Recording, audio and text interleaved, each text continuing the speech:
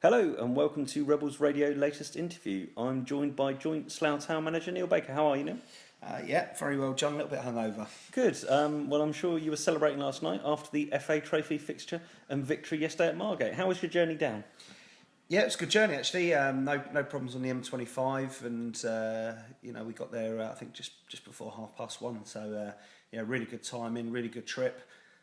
Plenty of excitement in the build up to the game. Yeah, there was. I think you could tell on the coach that the lads were really up for it, and there was a real good vibe on the coach. And Bit of a change of personnel as well this week. Obviously, a couple of key big players, both in and around the squad have been lost, but the boys, as you say, were in good spirits. Yeah, absolutely. I think obviously we've lost the two players this week, but life goes on, unfortunately, and we have to keep going. And to be fair, the lads are really, really buoyant on the coach, and we enjoy our coach journeys, and it was another good one. So an interesting selection, kind of headache, a few injuries. Adrian Sear not available, Ben Edwards still injured. Yeah. So obviously you'd been down to watch Margate Maidstone earlier in the season in front of a bumper crowd, and kind of you and unders between you had set out a game plan. What was that? Well, the way Margate look to play is as soon as the keeper gets the ball, their two centre halves split. They push the two full-backs on another 15 yards, and they normally have a sort of anchor in midfield that goes and tries to get the ball. So we'd made the decision that we would would go with a three at the back and push our wing backs on and push them onto their full-backs almost. McClurgy would go and do the sort of deepest player, deepest midfielder, and the two forwards would just split on the two centre halves. And what that stopped them from doing was playing, and sort of made them go a little bit longer, because we wanted them to play long against us, because we felt that we could deal with that. Would it have been the same formation had Dobbo not been suspended and injured? Good question. I think it probably would have done. We talked about 3-5-2 a while back, when we went up to the Maidstone game. Obviously, that's helped with bringing Billy in and whatever else. It's something that we've talked about. Myself and John used to play in a three for years, so it's not something that we don't like. It's just something that the personnel hasn't really dictated that formation. But I don't know. It's a difficult one, because obviously Dobbo is a winger. However, we actually both believe that he could do that job in the midfield as well. So I think we probably would have gone with that formation. Be interesting to see if that plays out in the future. Talking of playing 3-5-2, it's obviously interesting and easy to put it down on paper and up against how you think Margate potentially going to play. It's a different thing putting it out there on grass. So how are you happy with how the start went? Yeah, I mean they started probably quite well. Alex made a very good save at his near post after about 5 minutes, and then I think Charlie Allen had an outrageous bit of skill where he dinked it over the centre half and had a volley. But after that sort of 5-10 minutes, we settled down and obviously scored, with one of our first attacks, and we settled down really and really grew into the formation. I thought the wing backs were exceptional. They both got loads of energy, so they can do that perfectly. I thought the three centre halves were excellent. The midfield boys and the front boys. It was a real good performance. We were delighted with Tom Moran. Thought he came in and was exceptional in that holding role, to be honest. Yeah, you had to make a change. Obviously, after Scott Harris again combined well with Eddie Smith to put you two up. Unfortunately, Clergy went in, looked like a kind of a twisted knee, dead leg sort of situation, and he was taken off just before half time. Yeah. That must have gone against your plans. Yeah, absolutely. Jay's a big player for us. He's a hard worker, and he's somebody that we love having in there, and to lose him was a big blow. However, same way as what discussed about Dobbo being able to play that midfield role.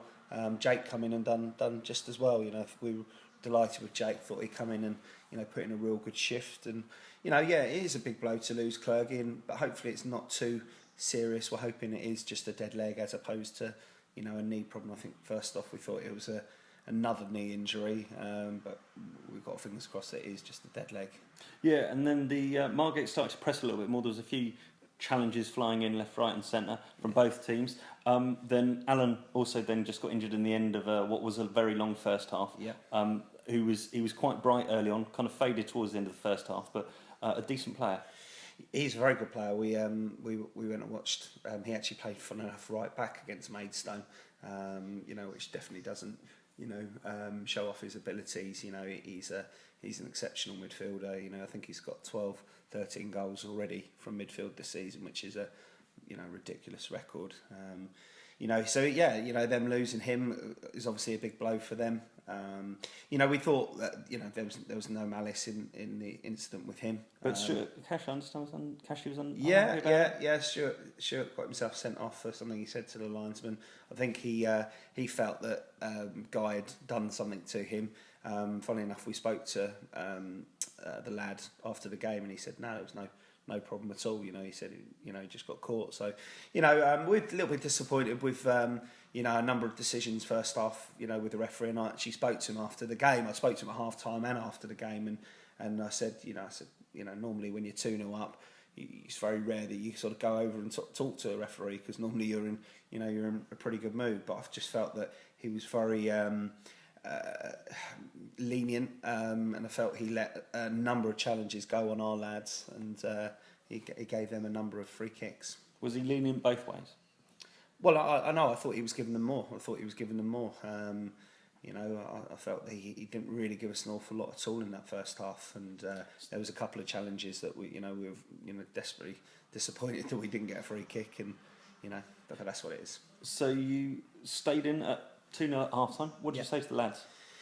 Well, we just went in and praised them for their first 45 minutes and just sort of said you've got to go and give exactly the same second half. We knew that Margate would have to come out and have a right go at us, and we just had to make sure that we were disciplined and kept our shape, and when we had the ball, just do the right things at the right times. I thought we actually came out second half and we were excellent. We started, I think we had 3 or 4 chances in the first sort of 5-10 minutes of the second half, which we could have actually put the game to bed. Always that third critical goal you talk of. Yeah, well, we talked about it on Tuesday night. That if they had gone and got the goal, then they could have got back into the game, or if we'd gone and got a third, it would have probably killed the game. But Margate were always going to have plenty of the ball and stuff like that. However, we didn't just sit back and soak things up. We were getting at them, and we had a number of chances, and I felt that we were actually comfortable. It was as comfortable as me and John have felt for a little while in one of our performances, I have to say. As you say, Margate had a decent amount of the possession, but you always looked dangerous and you always looked threatening, and Margate didn't really create any clear chances or test Bogic too much. No, I mean, I think Alex made 1 or 2 saves second half, but I felt that we were under control. I thought the back 3 were superb. I mean, they ended up pushing 3 up after probably 20 minutes, and sort of Guy asked us what we'd do, and we just said we'll just match them up and we'll go 3v3, and that's what we did. And I just felt that we were comfortable.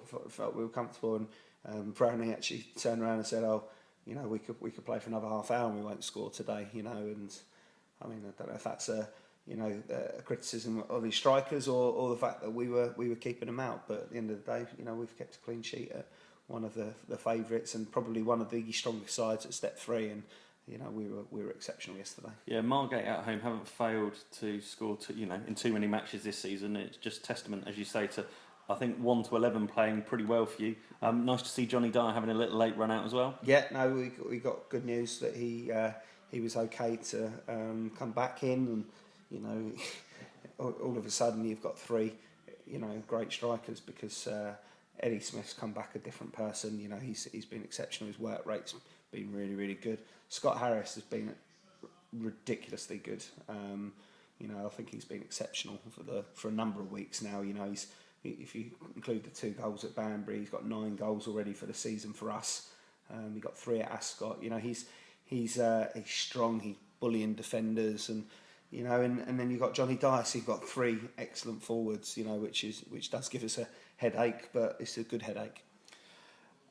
Overall performance, who were your strong players last night? If you could single anyone out, you've already talked about Tom Moran. Is there any other people who above all the rest deserve a little bit of extra plaudits for their effort? No, I don't think so. I think from one to everyone that got on the pitch, I thought were excellent yesterday. There was no performances that weren't up to standards, and I think it's very harsh to separate anyone because they played as a team yesterday and they worked so hard and delighted that they've done that. I mean, it's important that we follow that up at Poulton, because it's all very well going to do it at Margate, but you need to make sure that we put those type of performances in more often than not. You're not going to be able to do it week in, week out, but we want to put a number of those in this season. As you say, no midweek game this week, so I take it 2 training sessions for the boys? Yeah, we'll do a session on Tuesday, probably up at Farnham Park,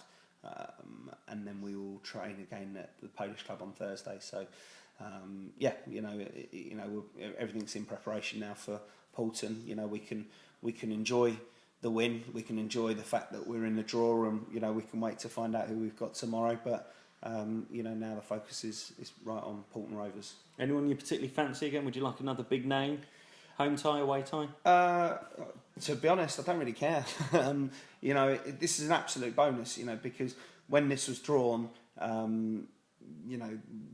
they are a strong side, and you can look at that and think, well, we've got the toughest draw possible at that stage, to get Margate away. So for us, it's a bit of a bonus that we're in the next round, and hopefully we can get through another couple of rounds or so, and maybe get a conference side, which would be superb for us. But I don't really care, home, away, whether it's a side, in our league or Ryman Prem or league below, it doesn't sort of matter to us. Hopefully not Truro away.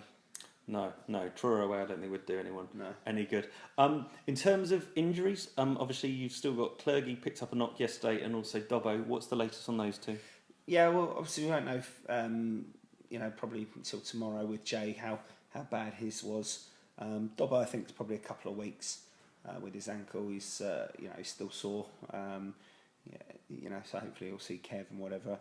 Ben should be probably by the end of this week, hopefully. We'll have Searcy back for the weekend as well. We're getting there. We're getting there with the only I was worried about Jamie. I thought his was a real bad one, but we're hoping it's not. We're sort of getting there. We could be very, very strong in sort of a week to 2 weeks time. And one of the management teams having a birthday this week. Yeah. John's a big 4-0 this week. So any special celebrations with the boys? Well, actually, we've got he's having a 40th birthday party next Saturday after the Poulton game in Fleet, and a number of the players will be joining and coming in. So that'll be good fun. You're going to be helping give him the bumps on Thursday.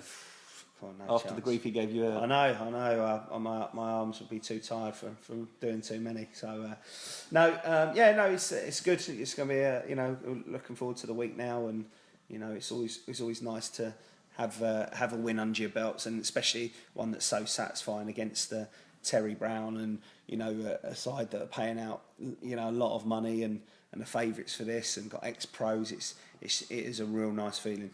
Good. Well, enjoy that feeling and enjoy your week, and we'll catch up with you soon. Lovely. Cheers, John. Cheers.